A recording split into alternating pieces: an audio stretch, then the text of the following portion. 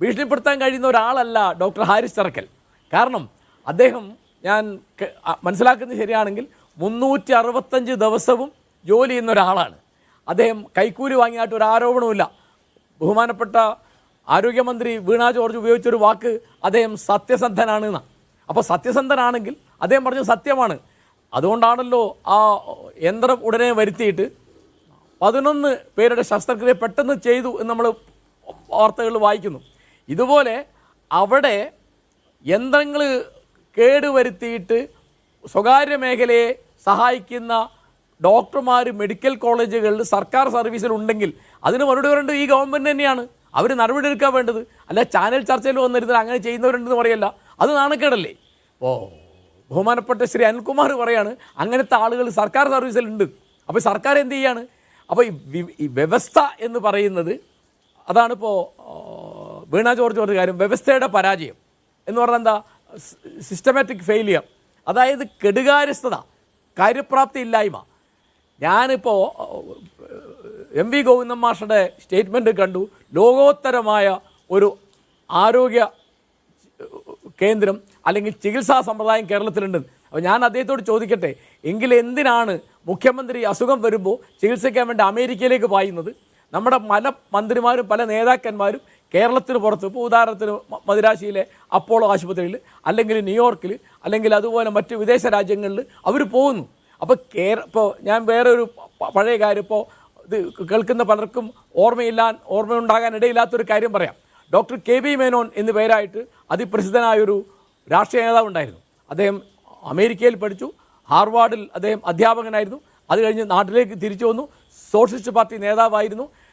42 quit India പ്രസ്ഥാനത്തിൽ വളരെയധികം ത്യാഗം സഹിച്ച നേതാവാണ് അദ്ദേഹം. കുറച്ചു കാലം ജവഹർലാൽ നെഹ്റുവിൻ്റെ സെക്രട്ടറി ആയിരുന്നു. നെഹ്റുവിന് വളരെ ഇഷ്ടമുള്ള ഒരാളായിരുന്നു.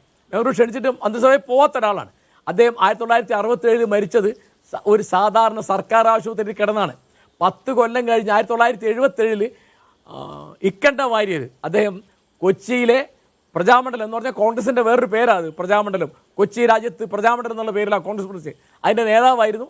അവിടുത്തെ കൊച്ചിയിൽ അന്നത്തെ വാക്കനുസരിച്ച് കൊച്ചിയിലെ പ്രധാനമന്ത്രിയായിരുന്നു അദ്ദേഹം. 1977 മരിച്ചത് ഒരു സാധാരണ സർക്കാർ ആശുപത്രിയിൽ കിടന്നിട്ടാണ്.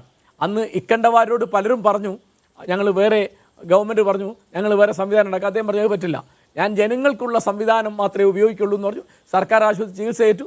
സമയത്ത് അദ്ദേഹം മരിച്ചുപോയി. അപ്പോൾ ഇന്ന് നമുക്ക് ചോദിക്കാനുള്ളത്, ഈ നേതാക്കന്മാരോ മന്ത്രിമാരോ അല്ലെങ്കിൽ ഉന്നത ഉദ്യോഗസ്ഥന്മാരോ ഏത് രംഗത്ത് IAS-ലോ IPS-ലോ ആളുകൾ അവർ ചികിത്സ തേടുന്നത് എവിടെയാണ്? സർക്കാർ ആശുപത്രികളിലാണോ? സർക്കാർ ആശുപത്രി മുഴുവൻ മോശമാണ് എന്ന് അടച്ചാക്ഷേപിക്കാൻ വേണ്ടിയല്ല ഞാൻ പറയുന്നത്. ഹാരിസ് പറഞ്ഞൊരു കാര്യം ഒറ്റപ്പെട്ടതല്ല എന്ന് ഇവിടുത്തെ ജനങ്ങൾക്കറിയാം. ജനങ്ങൾ അതിൻ്റെ തെളിവായിട്ട് വരുന്നു. പല ചാനലുകളിലും അവർ കത്തയക്കുന്നു, മെസ്സേജ് അയക്കുന്നു, അവർ വൈറ്റ് കൊടുക്കുന്നു, അങ്ങനെ. അപ്പോൾ ആ തരത്തിൽ ബുദ്ധിമുട്ടുണ്ട്. ഇപ്പോൾ ആളെണ്ണം കൂടുതലുണ്ട്, മറ്റു പല അസൗകര്യങ്ങളുണ്ട്. അപ്പോൾ ഗവൺമെൻറ് ചെയ്യേണ്ടിയിരുന്നത് എത്രയും വേഗം ആ പ്രശ്നം പരിഹരിച്ചു. ഗവൺമെൻറ് പരിഹരിച്ചു. അപ്പോൾ അദ്ദേഹത്തെ അനുമോദിച്ചൊരു വാക്ക് പറഞ്ഞ് മിണ്ടാതിരിക്കുകയാണ്. അപ്പോൾ ഗവൺമെൻറ്റിന് വന്ന പ്രശ്നം ഈ തരത്തിൽ ആരോഗ്യ വകുപ്പിലെ മറ്റു ഡോക്ടർമാർ ഫേസ്ബുക്ക് പോസ്റ്റുമായിട്ട് വന്നാൽ എന്താ ചെയ്യുക? അതുപോലെ വേറെ ഡിപ്പാർട്ട്മെൻറ്റ് വന്നാൽ എന്താ ചെയ്യുക? അപ്പോൾ ചൂണ്ടിക്കാട്ടേണ്ട പോലെ ചൂണ്ടിക്കാട്ടണം എന്നാണ് ഗോവിന്ദ മാഷ് പറഞ്ഞത്. ന്യായമാണ്. അങ്ങനെ ചൂണ്ടിക്കാട്ടിയിട്ട് ഫേസ്ബുക്ക് പോസ്റ്റിൽ പറയുകയാണ് ഹാരിസ്, ഞാൻ നടന്ന് എൻ്റെ ചെരുപ്പ് തേഞ്ഞു.